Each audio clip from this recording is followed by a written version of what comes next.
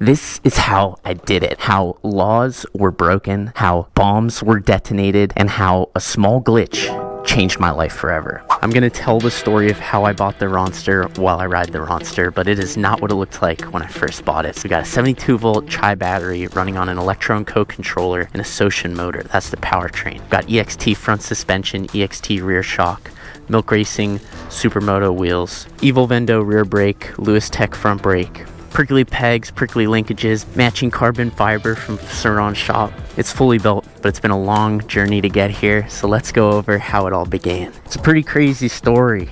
I needed $4,000 to buy a Sur Ronster, so I asked my dad to buy me one, and he did. I'm just playing. I actually went 2 years without ever telling my parents that I bought a Sur Ronster. So they did not buy it for me. Here we go. This is the story. I'm gonna try to do this with as few cuts as possible. Just go for a ride and tell a story. It's been a while since I did something like this. It's actually been almost 3 years since I did something like this. Little story time. So here we go. How did I make the money to buy the Sur Ronster? I was 19 years old and I had just finished my first year in college. I was looking for jobs for the summer, which I had begun applying for months before the summer, because that's what you have to do. And I'm sorry there's a hole in my glove. That's going to annoy me as much as it's going to annoy you. And reds don't count today. So I was applying for jobs for months, and I probably applied to 50 or 60 jobs. My major in college was mathematical economics, so I was looking for anything that was remotely related to mathematical economics. Finance, sales, marketing, those don't even relate, but it was as a freshman in college, you have nothing under your belt. Nobody wants to hire you. They definitely don't want to pay you.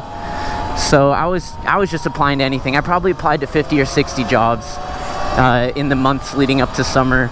And if you've been applying to jobs yourself, you know how it is. You get basically no responses. You don't even get the dignity of a rejection. They just don't respond most of the time. So I was really down on myself because I was ending my first year of college and going into the summer with absolutely no plans, nothing productive set up, nothing for my resume.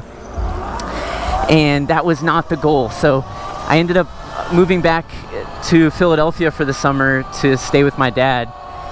And he was super disappointed that I didn't have anything set up, just like I was. But the day that I got there, literally the day I got there, it was like too good to be true. I got a call from a woman, an unsaved number, and at the time I picked up unsaved numbers, now I don't.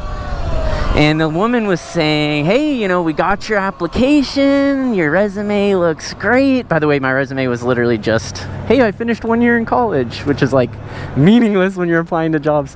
Even if you finish college, it's like very difficult to get a job just saying that. So she said, you know, your resume looks great. We think you'd be a great fit for this position that we have open right now, and we want to get you in for an interview, you know, in a couple days. So I was so stoked, and I was like, yes, I'll be there for the interview. Didn't even ask what the job was, what the company name was. She didn't mention it. I was desperate, so she said I needed a suit for the interview, so I went and I bought a very cheap suit.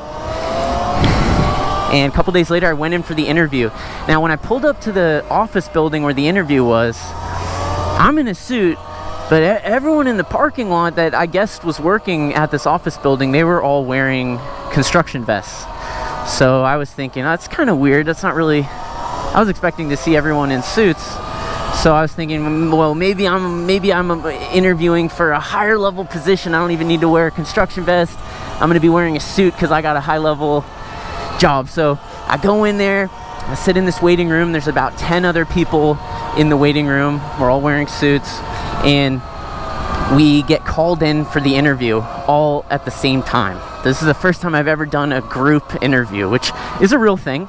It's efficient when you're interviewing a lot of people to do them in groups. But so about 10 of us walk into the interview room together, and we sit down, and the man behind the desk starts interviewing us. He just goes through all of us, asks the same questions to everyone, you know, simple interview questions that I know how to answer, but the people I was in the group interview with did not know how to answer. For example, one of the questions, very simple question, was, do you see this as a job or a career?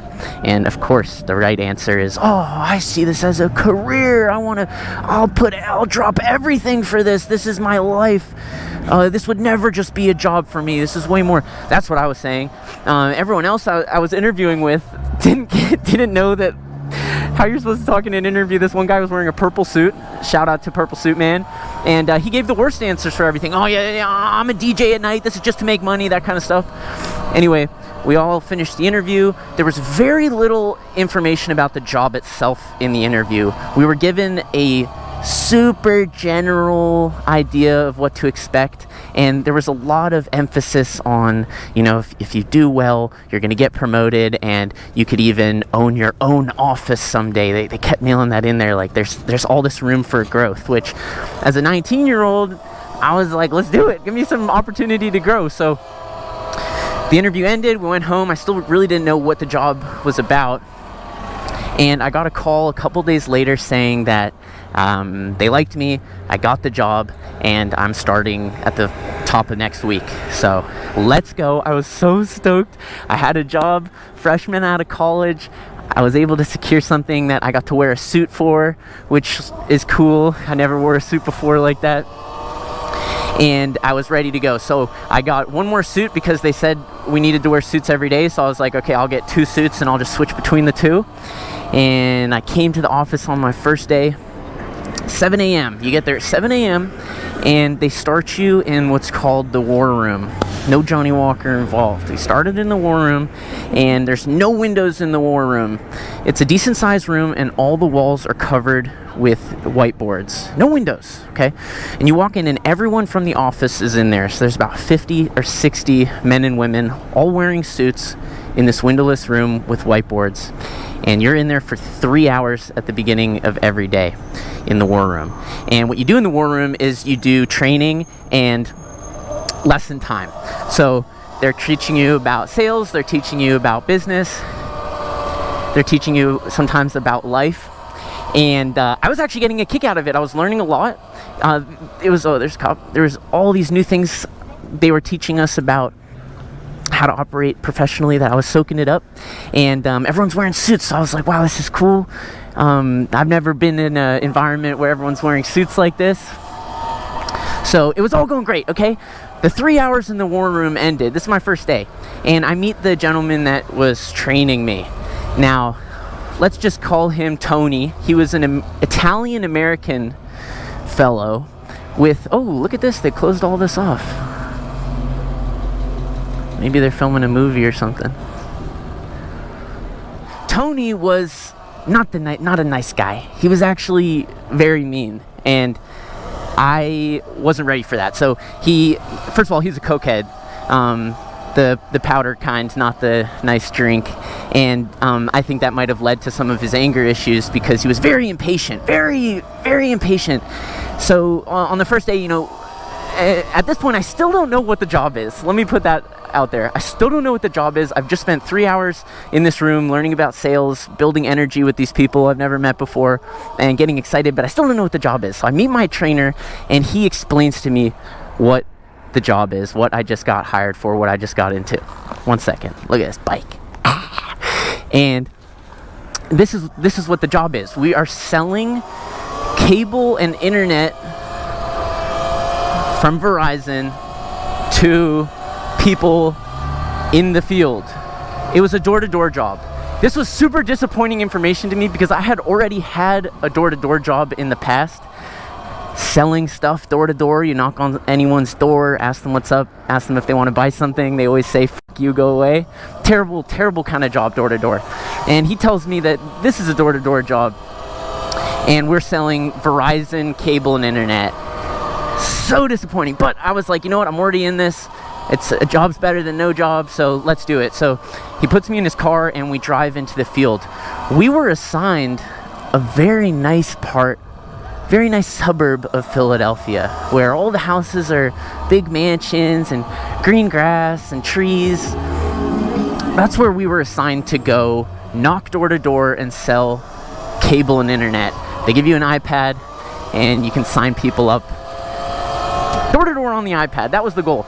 So we were assigned a really nice territory where everyone makes a lot of money, the houses are nice, it's clean, it's safe. We get in the car and Tony puts into the map directions to Kensington. Now, Kensington, for those of you not from Philadelphia, is like the worst part of Philadelphia. It's in North Philly. It is the definition of real life Walking Dead, crime, needles on the ground, really sort of as low as a city can get in terms of quality of life is Kensington. And I'm like, why are we going to, I asked him, I'm like, weren't we assigned this nicer area? Why are we driving to Kensington? And that's when he tells me the glitch. And the glitch, shout out to the glitch changed my life. I don't want to wait at this light. The glitch changed my life, and it was the reason we were going to Kensington. Now, what is the glitch? The glitch was, we're on an iPad, we're knocking on doors, we go just door to door, okay? Asking if people want cable and internet, and if they do, we sign them up on the iPad. Now, Tony, like I mentioned, really liked Coca-Cola, the powdered kind, and he's explaining this to me. One day, he was signing someone up for cable and internet. He was making a sale, and he was being really impatient because he was on that Coca-Cola. And as the iPad was loading, as he's signing them up on the company iPad, he knows there's a button that's going to pop up that he'll need to press. And because he was impatient, he was tapping the screen where the button's going to pop up. So he's like, yeah, waiting for the button to pop up, tapping it before it does. And what he learned that day is that if you tap that spot the right way, with the right timing, you bypass, or well, let me say, if you tap it at the right spot, a button pops up just for a second, and it's a glitch, but a button pops up just for a second, and if you tap that, it bypasses the entire credit check of the sale. Because when you're signing someone up for cable and internet, you're signing them up for installation in a certain number of months ahead of time. And in order to do that, you need their social security number, you need to run their credit, you need their full government name, you need all their information. And people hate giving out that information. So making these sales, it's one thing to knock on the door and get them to agree to buying cable and internet. It's another thing to get them to then give you their social security number, let you run their credit. I'm going to run back across this bridge and keep on a different route. And they always say no. They're always like, no, I don't want to give you my credit, my social security number. I don't want you to run my credit. I have bad credit. I'm a fugitive, that kind of stuff. But what he learned is that if you click this spot on the iPad at the right time, you bypass the entire credit check. And that makes selling internet much, much easier, especially because there was also a promotion going on at the time where everyone that signed up got a free laptop. So so then that's the reason why he was taking me to Kensington, because Tony knew the glitch on the iPad that no one else knew. And he knew that with this glitch, with this ability to bypass the credit check when you sell someone cable and internet, it was much easier to sell cable and internet, especially in lower income areas. What is the ultimate low income area? Like I was explaining, it was Kensington, where most people are sitting on their porch during the day, enjoying the sun, and I can't turn this way either. They're open to talk. They tend to not have good credit. They tend to not want to share their security number, and they tend to need cable and Wi-Fi. So shout out to Tony. He figured out this glitch, and he figured out that the glitch is most effective in Kensington. So that's where our territory, our own self-assigned territory was. Now, legally, when you do door-to-door sales, you're not allowed to go out of designated territory. There's a lot of rules to this, knocking on people's doors, solicitation. And Tony didn't give a fuck. Tony knew what he had in this glitch, and he wanted to take advantage of it, because at this job, you don't get paid anything unless you make a sale. It's 100% commission based, and you made about $200 every time you signed a household up for cable or internet. If you woke up that day and you made a sale, you would walk away with that $200. If you woke up one day and you made no sales, you're going to bed with nothing. And that's not a great way to live, by the way. Every morning that weighs on you when you wake up, when you know that there's a chance you're going to go home making no money, even though you know you're working hard. So we're after that commission. We're trying to make sales or else we're not making any money. This is what the day-to-day looked like. We would show up at the office at 9 a.m. Excuse me, 7 a.m. So early. I'm not a morning person. Show up at the office at 7 a.m. and we'd have 3 hours of war room every day. The whole office, all the salesmen in the office. And after the 3 hours at 11 a.m., we would go into the field. So me and Tony, we would go into Kensington. And you'd be in the field from 11 a.m. until 8 p.m. every day. And then after 8, you'd go back to the office and you'd have a one-on-one meeting with the guy who owned the office. Forgot what his name was too. By then it's 9:30 because all the salesmen need a one-on-one meeting with the boss. And so you're working from 7 a.m. until 9:30 p.m. Monday through Saturday. So you only get one day off a week and you're working about 14 and a half hours a day. It was objectively an exhausting, stressful job, and it was commission based. So making sales was everything. So after the first couple days, I'm on my own. He drops me off in Kensington, literally one of the most dangerous parts of the country, I believe, all on my own to make these sales. And on my first day, I was still with him. And I was shadowing him, watching how he makes these sales. And we had knocked on maybe 50 houses. The sun was going down. He made a couple sales. And so he called it a day and decided to go get a haircut. And because I was shadowing him, I had to follow him to the barbershop. And as we're walking into the barbershop, I hear this huge explosion. Huge explosion. I feel the explosion in my chest. And my ears are ringing. I couldn't hear anything after the explosion, just ringing. And it scared the hell out of me. All the cars on the whole street, their alarms went off. It was a serious explosion, not a firework. And I turned to my guide like shocked, like thinking we were getting bombed. And he said, yeah, you know, kids around here, they play with TNT. And that's what it was. So they blew up some TNT as we're walking into the barbershop. I'm shook. I've never experienced that before. It totally caught me off guard. So I'm sitting in the barbershop. It's my first day. I'm in Kensington, out of my element.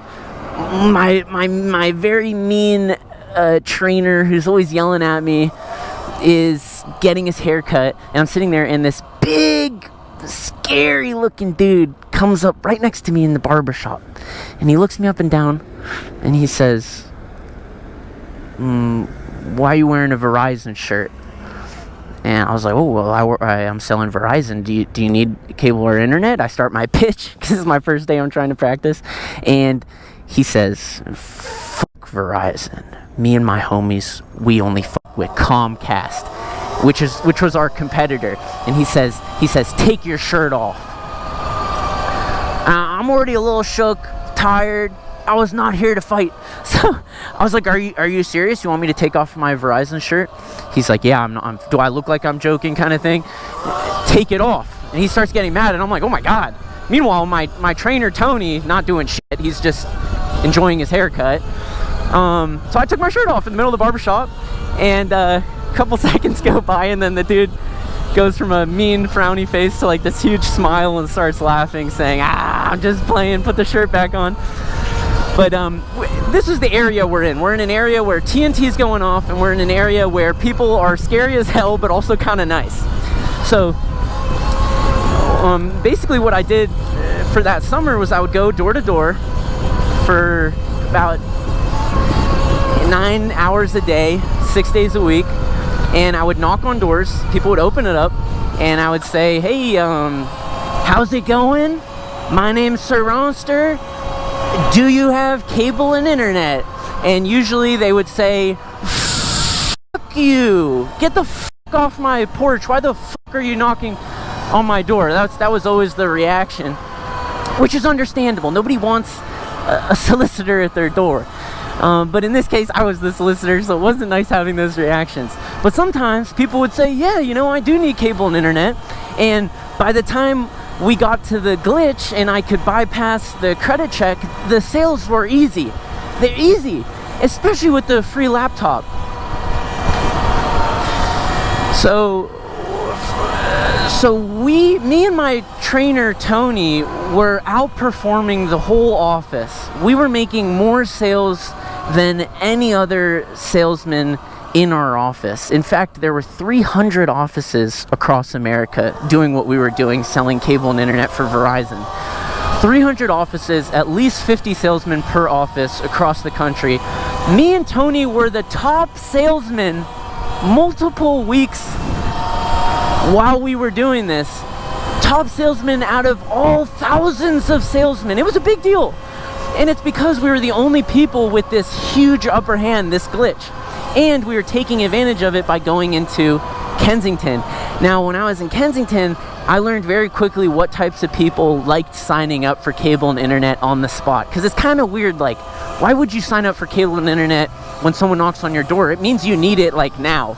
Or maybe you were unable to get it, and that's what I learned. So I would go and I would knock on doors of the sketchiest, worst looking houses and offer them cable and internet with the free laptop, no credit check needed. I would say all of this off the bat, and they loved it.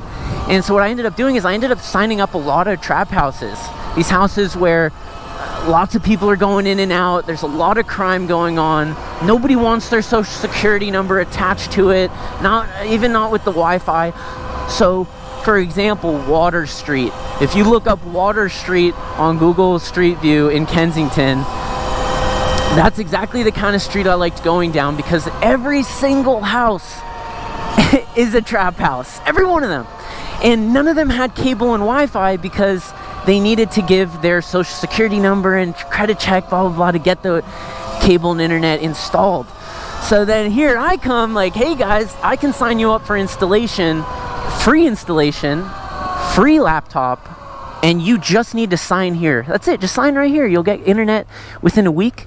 And that's what I did. So I was signing up all these trap houses and drug dealers. It didn't even matter if they were in their house. I would talk to anyone on the street, people sitting on the curb, people in their cars, people in the corner stores. I would talk to everybody, and I was killing it. The most sales I made in a day was 5 sales. So I made about $1,000 that one day making these sales. And in the war room every morning, we would go around and the boss would say what everyone's sales were the day before. And here I am, this new kid. I was the youngest kid in the entire office. And every morning they're reading out the sales from the previous day, and I'm smoking everybody. I'm making way more sales than everybody. So we actually got, they actually paid me and Tony to go to some other offices in other states to train them, because we were just making more sales than everybody. And I felt pretty bad about that, because I was cheating. Like, let's be real, I was cheating. I was committing credit fraud, technically. And here I am, this kid, talking to people way older than me, telling them how to do their job. But it was really dangerous work. I remember I sort of had a rule of thumb. If I heard a gunshot, I would go towards it. And if I saw a white person, I would walk away from them. And that's how I found really good territories to make sales in. Now, ooh, it smells like skunk.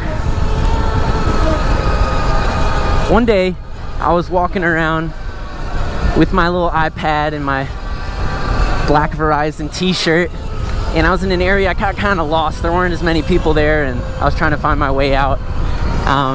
And I was the only one there. Until I wasn't, until there were 4 dudes with literally ski masks. It's like a movie. 4 dudes with ski masks come around the corner. I'm all alone, I got my iPad. And they circle me, and there's no one else here.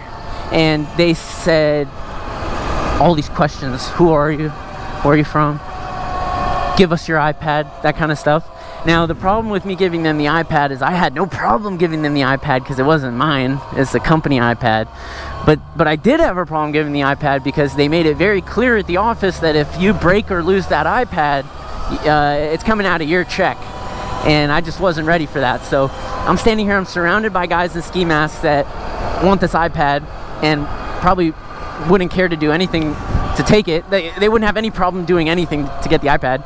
There were no witnesses or anything, and it was a dangerous situation. Anyway, I pulled right into the sales mode. I was like, hey, you know, we actually got this promotion going on right now. Instead of you guys all just sharing one iPad, I could get all 4 of you laptops, free laptops. And it's funny, immediately their guard, they sort of got less tense, and I actually ended up signing one of them up for cable and internet, which is funny. Let's take a nice little wheelie across this bridge.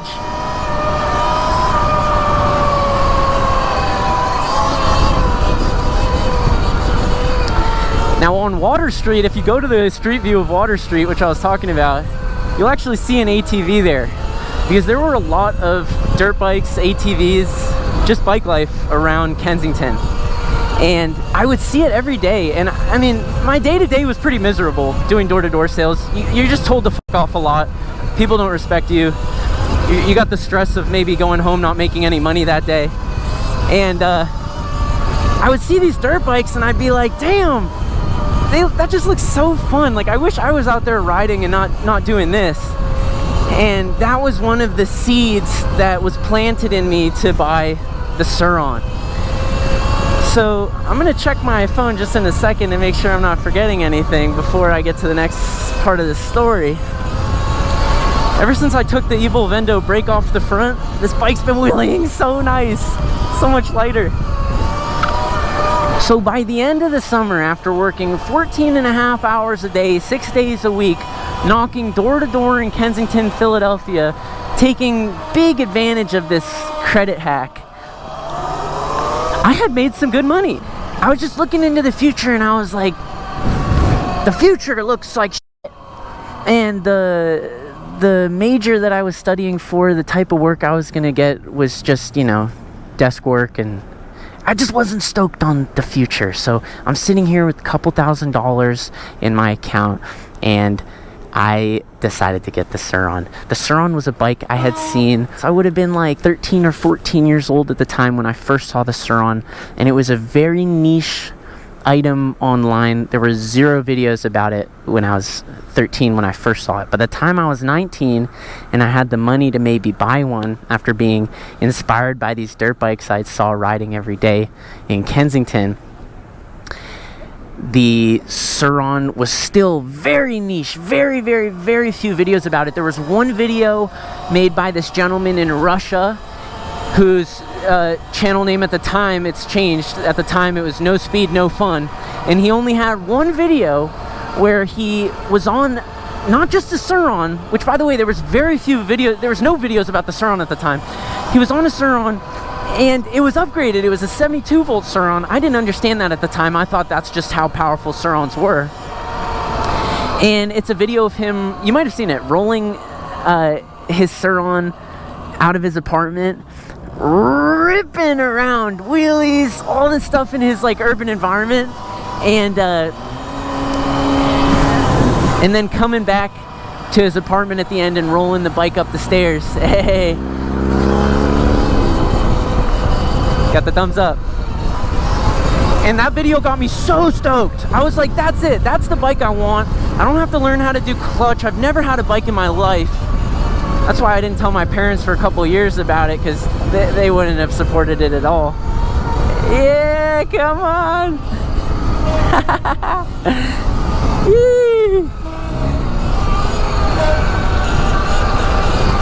And at the time, Sur Rons were only $3,000, not only, I mean, it's still a lot of money, but they were much cheaper than they are now.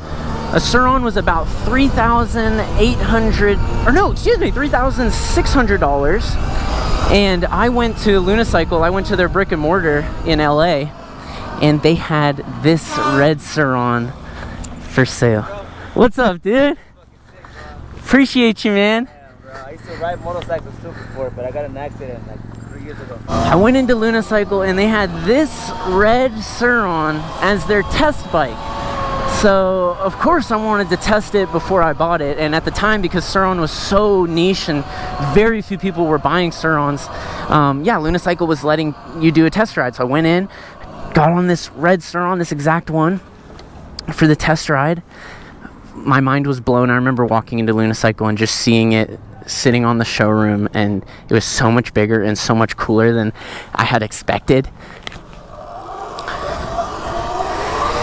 So I walk in, I'm like, all right, let me do it. At the time, they were just coming out with the black edition, because they used to do all colors, and then Lunicycle decided to switch to just black.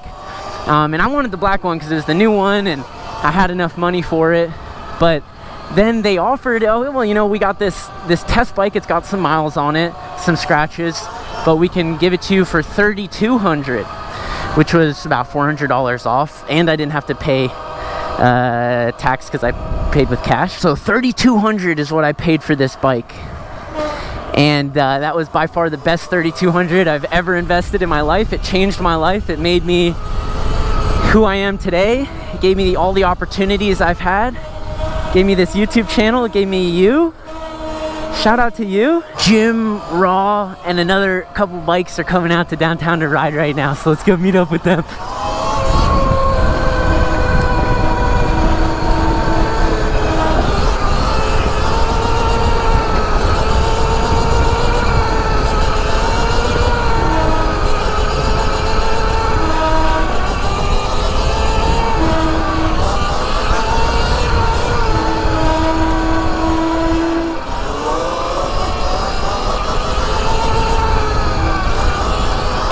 Now, I ended up wearing a vest. I forgot to say this. After those 4 guys tried to rob me, I realized why everyone wore construction vests. And it's because you don't get messed with when you're wearing a construction vest. I still have it. I'll put a little modeling session up for you to see what I'm talking about. But this type of company that I worked for, it has a name. Apparently, it's like a whole breed of shady businesses called Devil Corpse. Feel free to look that up after this video, and you'll learn some things about, like, what you read about it'll be exactly what I described. This hole, I'd rather just not even wear gloves at this point. This hole's so annoying.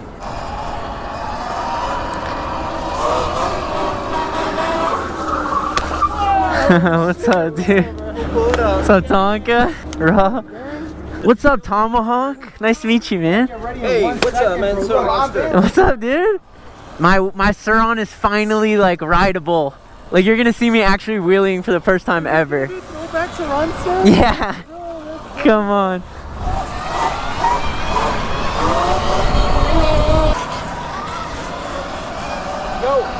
Whoa, too close, too close. Yeah, sorry, but I was gonna say, I used to ride in groups, so don't worry about me in the back. I'm getting the shot, but we'll always get out of your way, okay? All right, you're already sketching me out, though, so I don't know what you're talking about. Oh my God, no way, yeah.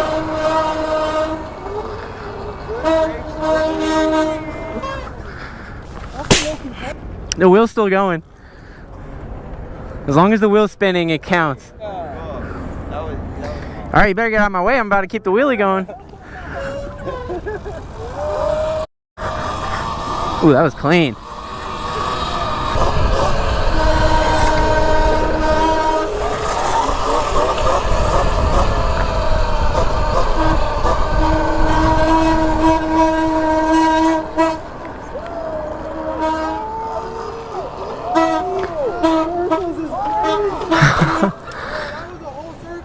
No foot down, baby. Come on. Come on. Thanks, bro. Yeah, I'm gonna go pay my taxes. Hey, have fun, dude. OG vibes, I'm telling you. Let's go. This one, the sun, crazy, bro. Come on. Come on. Why do I feel like my grandma's driving? Oh, you forgot we were with that. You thought you were safe, Jim? Huh? Nope. Huh?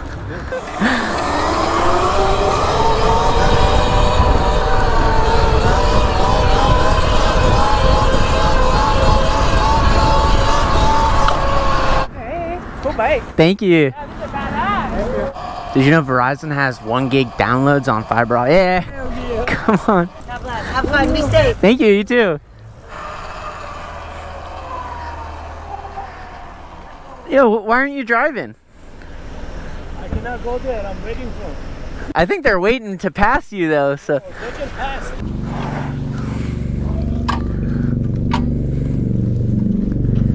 Sheesh! Oh shit! Oh shit! That's Trump? Yes. No, it's not. Yes, it is. I'm dead serious. That's not Trump. Dead serious. I'm not Trump. Oh, that's the coolest shit. That's Trump right there, bro. That's how he gets escorted. Guys, Trump is in town.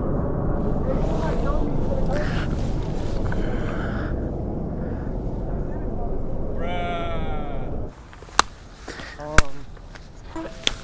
See you, Jim.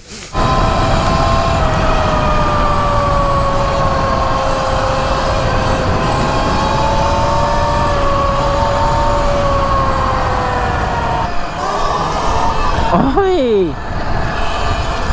Low battery.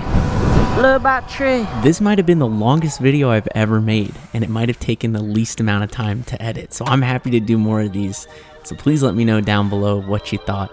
As always, thank you so much for watching until the end. As I do. Yeah.